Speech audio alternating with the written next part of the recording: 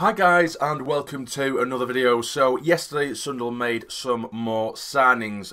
It was yesterday and I was at work yesterday, hence why I couldn't make the video yesterday and I'm making it now.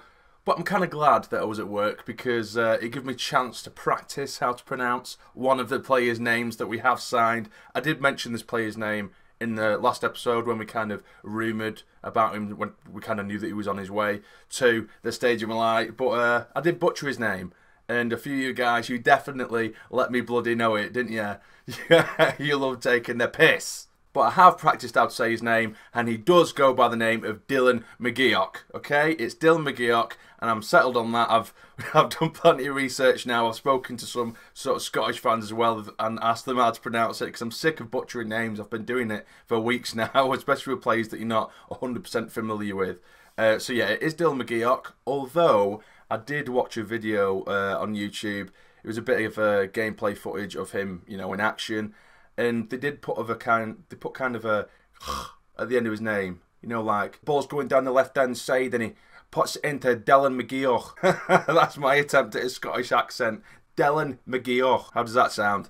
I'm sorry if I offended anyone. I'm just in a really stupid mood today. But yes, we have signed him on a free, and what a signing that is. This is definitely, for me personally, the best signing we've made so far this season. I mean, he won the Hibs Player of the Year, the Players Player of the Year, and he got himself a place in the Scottish Premier League Team of the Season. And he was, you know, a very, very important part of that Hibs team. He's a bit of a holding midfielder, a box-to-box midfielder.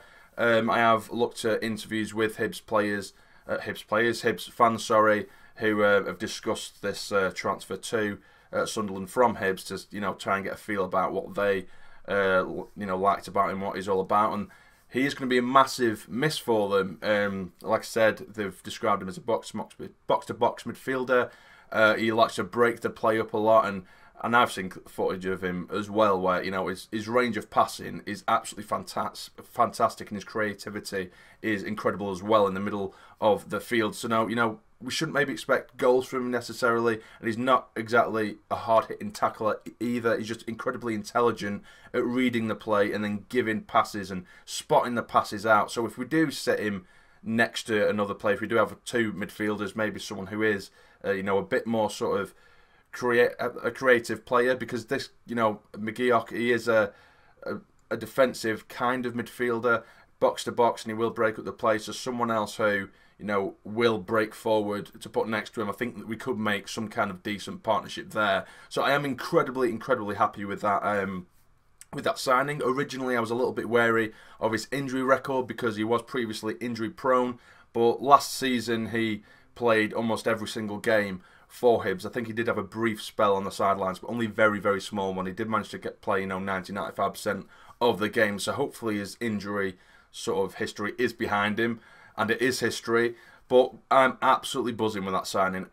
Like I say, the best signing we've made so far, and as Hibs fans have said, he could have easily gone to one of the top tier sort of championship teams at least. Do you know what I mean? And I don't know. I don't think they're being, you know, just too nice, because it is one of their players. But I've seen him in action, and it's definitely a massive signing, because I think there were a few championship teams in for him as well. So it's fantastic that he's decided to take on the challenge of coming to us.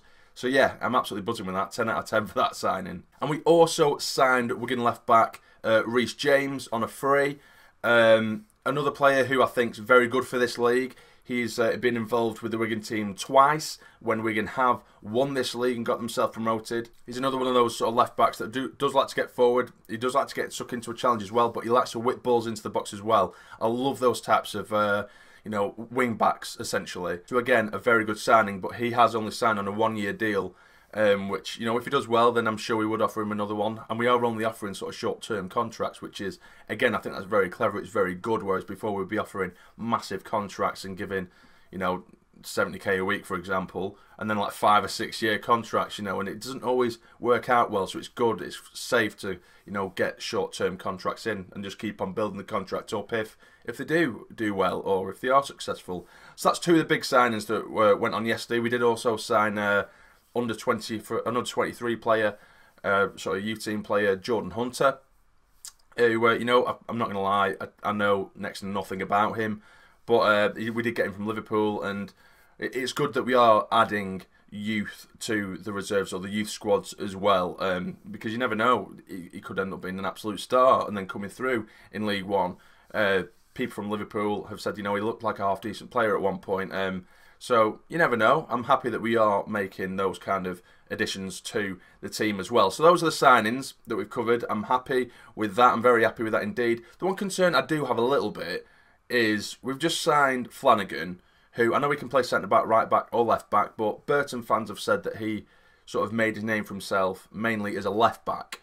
And then we've signed REECE James as well, who's also a left-back. And we're also rumoured to be getting Borthwick Jackson from Manchester United on loan, who is also a left-back. But I know he can play centre-back as well, but he's mainly a left-back. So why would we get 3 left-backs? That's my only concern. Unless obviously we are going to be using Flanagan as a centre-back, then, you know, that's fine.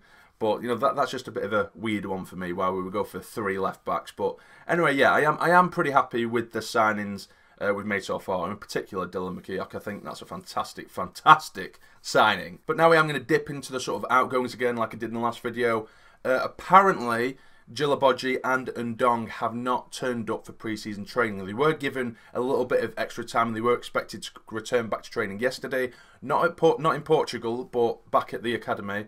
And they didn't turn up. So it looks like we will be taking a sort of disciplinary route there. That's just rumoured that we are going to be taking a disciplinary route, but they were expected to be back yesterday. Kone as well, Lamine Kone, he was supposed to go to Portugal, but I think because he is dead set on leaving, they said, right, okay, that's fine. You can stay at the academy until, you know, we find you a buyer. And he also didn't turn up. Lamine Kone, he did originally turn up to training on the first day of pre-season at the academy. But obviously the rest of the team have gone to Portugal and now he's not turning up at the academy whilst the team are away. So those 3 players, they're going to get themselves in a bit of shit. And, you know, they're not doing themselves any favours. It really annoys me that. It really does annoy me because if they want to leave, then they're going to have to try and put themselves in the shop window. It doesn't necessarily mean we're going to, you know, be playing them even through pre-season. I wouldn't even bother playing them through pre-season, you know, because we want to train the lads up and give the lads game time who are going to help us contribute to the season going ahead. I don't care about the players who don't want to be here. At least, you know, stay professional and get on with pre-season and turn up at training. Do you know what I mean? I mean, who the hell are they to look down their noses at us as if, you know, oh, we're too good for you now? Are you kidding me? You guys are the ones who, you know, contribute to where we are now. It's like me doing shit at my job, putting my company in jeopardy, and then all of a sudden saying, oh no, I'm too good for you now. I'm leaving and going to another company who are doing well. Do you know what I mean? It don't work like that. I don't get why players would do that. Why would another team want a player who aren't turning up for training at the club they're at anyway? But, you know, hopefully we do manage to get those players out, just out of the club. Djilobodji, Ndong and Kone as well. I'm still, you know, I'm still kind of flabbergasted how Kone was once a sort of fan favourite for a short period, and now how bad he has gone. Do you know what I mean? What did we see him in? Was it Kabul who was making him look like, or make him look better than what he was when Kabul and Kone had that partnership under Sam Allardyce? It must have just been Kabul, because Kone's been shocking since then, really, hasn't he? I mean, even last season, you'd think he's a big, bulky fella. You'd think he'd be bossing, you know, the defence, but it was the complete opposite. But anyway, I'm not wasting my breath on those types of players who don't want to be here. But I will talk about the sort of bits and pieces that we've seen from pre-season so far. Obviously, I've only seen clips and bits and pieces from the sort of Sunderland's Instagram and Facebook and Twitter and stuff like that. Oh yeah, because I did get Twitter again, by the way, guys. But I made one for the channel. It went my personal one. I spoke about it in the last episode. I have deleted my sort of personal Twitter because I don't use it. But then a lot of you guys did ask me to set up a Twitter for the channel, which I have done now, which I will link. Or you might have seen it fly across the screen at some point throughout this video. I still don't know how to use it, but you can follow me if you like. But yeah, so I have seen some bits and pieces. And I tell you what, who's really impressed me so far, even though it is just little bits in training, and that's Elliot Embleton. He looks like an absolute frigging cracker of a player, I'm telling you. Some of the he just seems to be bossing it. He's dribbling, his close control, his shooting, everything. And I tell you what, he absolutely made a mug. He made a mug of the new signing, Tom Flanagan. I don't know whether you've seen the goal, guys, but if you head over to the I think it was the channel's Instagram, Sunderland's Instagram yesterday, you'll see it, or just go on Embleton's Instagram anyway. I think he might have had it there, where he just absolutely mugged him off, just took him on and then smashed it in at the near post. And it was pretty poor defending though, to be fair. There was a few little clips where Flanagan did worry me, don't get me wrong, it's only pre-season, so I'm not going to think too much into it, but he was definitely caught out of place and looked like a fish out of water at points.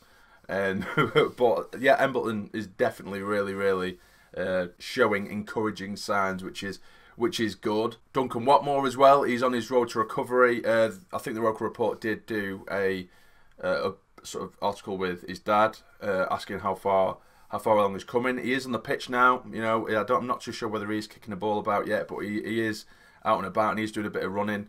But hopefully he will be back, I think, more sort of autumn time-ish. So I don't know whether that's sort of October, November, something like that, October time. But I can't wait to see Watmore back as well, and just hope to God these injuries are past him, because as well as being, a pretty decent player, he's a fantastic lad as well, and I wouldn't wish those injuries on anyone, but especially him. He's such a lovely lad. And also Jack Ross briefly spoke about the players, because before we went into pre-season, we kind of got the impression that almost every single player had said that they wanted to leave, although almost all of that did come from agents. Jack Ross said that, even though, a lot of these players might want to leave, not one player who he's took on with Portugal anyway, there's not one player who have said, I want to leave. They seem quite happy to be there, and they're getting along with Jack Ross, and they're really getting stuck into training, and they're very professional, and they're enjoying themselves. And he said that, quite a few players who he might not have expected to kind of, gel with, or maybe that's not the right way to word it, but basically players who we thought, they were sort of set and going, they're really getting on with Jack Ross, so that could be a positive.